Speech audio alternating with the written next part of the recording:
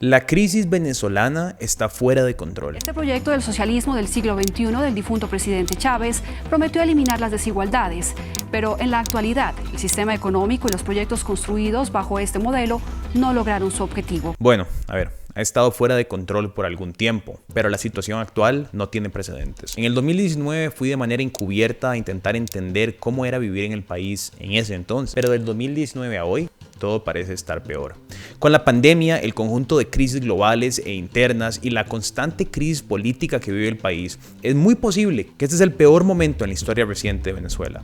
Y es que en el pasado hemos visto devastadoras imágenes de la frontera con Colombia, ya que como sabemos hoy, al menos del país han salido más de 7 millones de personas. Pero lo preocupante es que esta tendencia parece no solo no disminuir, sino en vez ir en crecimiento. Lo que hoy ya está ocasionando la crisis migratoria en Latinoamérica más grande de los últimos 50 años. Salimos del Darién hoy, una experiencia muy desagradable. Muchos llegan, otros no llegan. Que no traigan niños para la selva del Darién porque es lo peor del mundo. Hasta un niño se puede morir. Vi un niño haitiano morirse de 6 meses.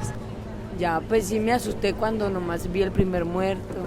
Ya al segundo campamento llegué llorando.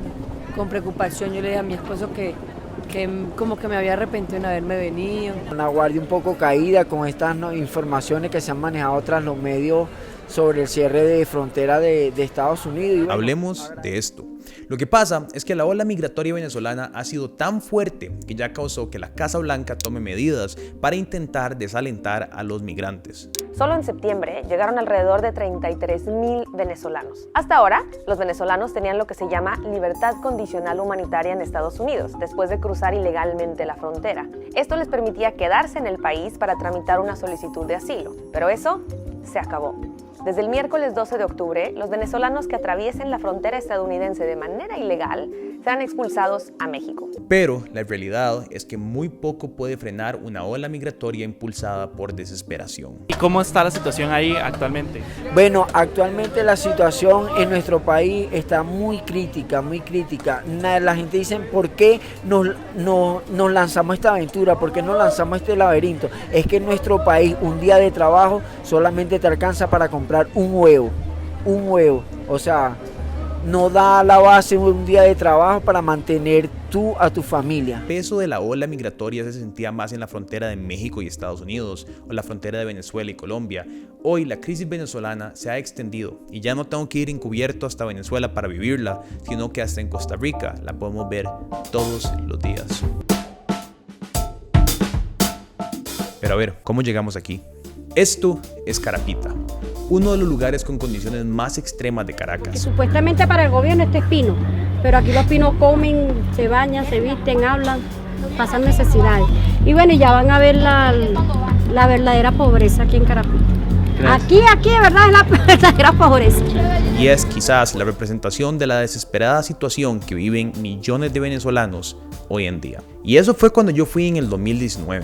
En datos publicados este año, vemos como incluso siendo el 2022 el año en el que el país vio su mayor crecimiento económico en historia reciente, hoy alrededor del 90% de la población sigue viviendo en pobreza. Pero no solo eso, hay que definir esa pobreza, porque según estos mismos datos, un 65% de los hogares del país se las arreglan sin elementos mínimos necesarios y un tercio de la población, de los cuales en su mayoría son jubilados y trabajadores públicos, reciben tan solo unos $15 al mes. Vamos de nuevo con ese número. $15 al mes, no la hora, el mes. Esto en un país donde se necesitan unos $500 al mes para pagar los gastos básicos.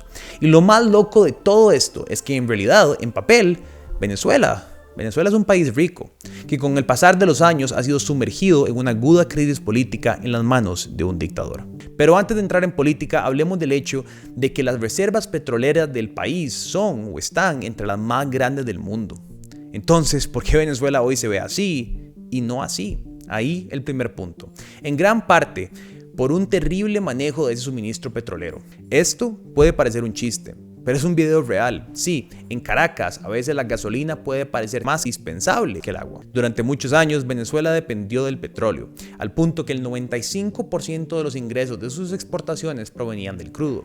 Sobre este ingreso fue en gran medida como el gobierno socialista de Hugo Chávez logró financiar sus programas de acción social y sostener la expansión del Estado, mientras que cerraba y limitaba a la empresa privada. Hasta que llegó la década del 2010 y con ello la caída de los precios del petróleo. Si bien en los primeros años de la década se estaba viviendo el llamado cuarto boom petrolero, donde el precio mundial del petróleo estaba por encima de los $125, este boom se mantuvo hasta el 2014, cuando el precio del crudo comenzó a decaer de manera preocupante, al punto que para enero del 2016 el barril estaba por debajo de los $30. Como respuesta, las empresas aumentaron los precios de sus productos escasos, dando rienda suelta a la inflación.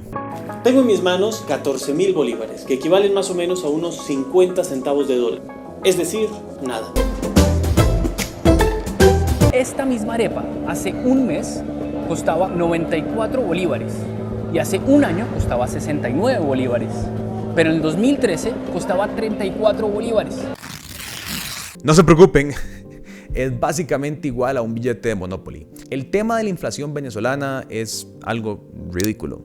Esto es una cartera hecha de billetes reutilizados, porque usados como material para hacer souvenirs tiene más valor que los billetes en sí. A ver, mejor que Jovel del 2019 se los explique. Rato tenía Jovel de no salir y no pasa nada. Este billete, el de 500 bolívares, era hasta hace poco el de mayor denominación en el cono monetario del bolívar soberano. Sin embargo, a estos 500 bolívares habría que agregar unos 8 ceros más, ya que esos ceros fueron eliminados para maquillar la inflación que iba ocasionando el régimen chavista mientras conducía al país a la quiebra. Es así como estos 500 bolívares ya no valen eso, sino 50.000 millones de bolívares de los originales. ¿Y qué se puede comprar con esto?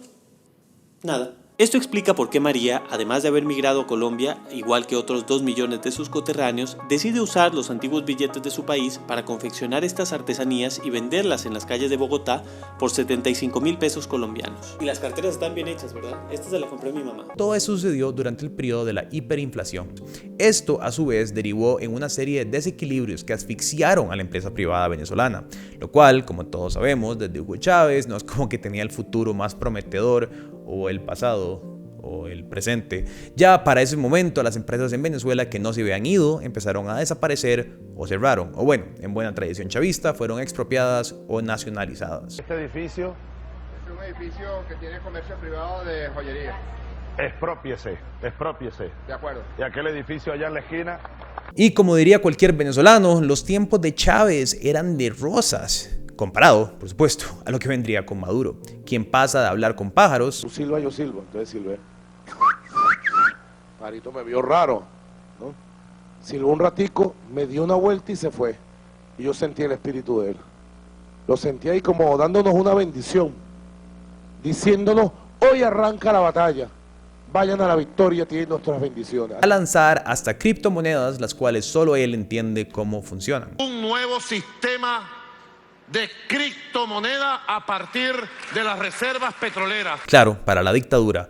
Y hay que decirlo, la culpa de los males de Venezuela en gran medida son culpa de las sanciones económicas impuestas por los Estados Unidos. Pero la crisis no es únicamente económica, está permeada por muchísimos factores. Por ejemplo, según el informe del 2021 del Índice de Percepción de la Corrupción, Venezuela ocupaba el lugar de más corrupción entre los países de América Latina. Que a ver, seamos honestos, eso es una lista llena de maravillas, Costa Rica incluida, y pasó a formar parte de los 5 países del mundo con los peores índices, junto a Yemen, Somalia, Siria y Sudán. Este informe tiene una escala del 0 al 100, siendo 0 corrupción rampante y 100 limpio de corrupción. En el caso de Venezuela, entre el 2012 y el 2017, el promedio era de 18 puntos de 100, mientras que para el periodo 2017-2021 los índices descendieron aún más hasta alcanzar 14 de 100. Pero la crisis venezolana no se tiene que ver en informes, los podemos ver con cosas como la dieta de Maduro, un periodo en el 2018 en el cual una encuesta reveló que más del 60% de los venezolanos encuestados habían perdido 11 kilos en un año por no tener acceso a la comida. Cosa que a Maduro en su momento le causó risa. Compañero Gustavo Villapol, ¿por qué estás tan flaco, Gustavo? ¿Ah? ¿Estás trotando? ¿Qué le pasó? La dieta de Maduro. Claro, con los lujos del régimen, a donde están comiendo con South Bay, mientras otros se mueren de hambre, todo puede dar mucha risa. Compañero Gustavo Villapol, ¿por qué estás tan flaco, Gustavo? ¿Ah? ¿Estás trotando? ¿Qué le pasó? La dieta de Maduro. Algo que se ve reflejado en el índice de corrupción ejecutiva que mide con frecuencia los miembros del ejecutivo o sus agentes otorgan favores a cambio de sobornos u otros incentivos, y con qué frecuencia roban, desvían o malversan fondos públicos u otros recursos del Estado para uso personal o familiar. En el caso venezolano, este índice de corrupción ejecutiva aumentó de manera sostenida entre el 98 y el 2021, pasando de 0.5 de 1 en el 98 a 0.98 de 1 en el 2021. Y con la corrupción viene el descontento social que lastimosamente en muchas de las ocasiones terminan en una violación de los derechos humanos, algo que es muy frecuente en Venezuela. Recientemente la ONU publicó un informe en el que acusa a los servicios secretos de Venezuela de cometer crímenes de lesa humanidad contra la oposición y organizaciones como por ejemplo la prensa, bajo las órdenes de Nicolás Maduro y las altas esferas del gobierno. Y al igual que lo anterior, no se tiene que ver en informes, se puede ver en video. Al día de hoy, esto fue uno de los momentos más fuertes que he vivido. Hablando del ejercicio del periodismo, justamente el día de mañana se va a realizar la marcha convocada por Juan Guaidó y me llega una información de amenazas contra varios periodistas que ejercemos en la calle y quisiera leértelo, Pietro. Claro. Ponen varias fotos de colegas, en esas fotos me incluyen y dicen, mandan en un chat, presumo yo un chat de grupos de chavismo, y dicen: activos con estos personajes periodistas de Caracas este 16 de noviembre, no tendrán paz. Si se atreven a desestabilizar el país, mano de hierro. Sabemos cómo se desplazan direcciones y contactos familiares. Pero esto es el día a día de lo que hacen diario. Esto es lo que hacen diario. Y entonces llegamos a que todo esto ha sido alimentado por una década, la masiva oleada de migración de venezolanos que buscan una mejor vida. Desde el 2015, más de 7 millones de venezolanos han salido del país. Muchos se han asentado en países latinoamericanos, en su gran mayoría en Colombia, donde se reportan que al menos 2.4 millones de venezolanos viven hoy. Pero la realidad es que el grueso de las migrantes se embarca en una larga travesía buscando llegar a los Estados Unidos. Y es durante ese pasaje que quedan a la clemencia del narcotráfico, del crimen organizado y la naturaleza, siendo el paso del Darién el trayecto más peligroso. Eso es una selva boscosa, mucha humedad, personas que perdieron la vida por infarto, que se perdieron, presencié y vi muchas personas muertas que no lo pudieron lograr. Entre octubre del 2021 y agosto del 2022, más de 150,000 migrantes venezolanos fueron detenidos en la frontera con México. Y es que recientemente Estados Unidos anunció que alcanzó un acuerdo con el gobierno mexicano en un intento por ordenar el tránsito de indocumentados, donde Estados Unidos permitirá el ingreso de 24,000 venezolanos que lleguen vía aérea, mientras que México, por razones humanitarias, recibirá a los que crucen ilegalmente desde su territorio. Quedando fuera de este beneficio son aquellos que hayan sido expulsados de Estados Unidos en los últimos 5 años y quienes entren irregularmente a México o a Panamá después del anuncio del programa, que van a ser una gran cantidad de personas. Y esta es apenas otra pincelada de la gravísima situación que vive Venezuela. ¿Tendrá fin? La realidad es que parece que va a ser un sufrimiento interminable. La comunidad internacional no quiere o no puede intervenir. El pueblo es aplastado cada vez que se intenta levantar y el Estado es prácticamente uno fallido, aferrado al poder por medio de corrupción endémica y los militares. Por ahora, todo lo que podemos hacer es tener empatía. Nadie quiere salir de casa y arriesgar vida y cuerpo para vivir en las calles. Nadie quiere empezar de cero en otro país y otra cultura a la fuerza. Nadie escoge vivir las desgarradoras historias que les ha tocado vivir a millones de personas. Por eso, si pueden hacer algo, solo una cosa, tengan esa empatía y piénsenlo 2 veces antes de pensar mal de un inmigrante venezolano cuando los veamos. Porque la realidad es que los vamos a seguir viendo y quizás cada día más.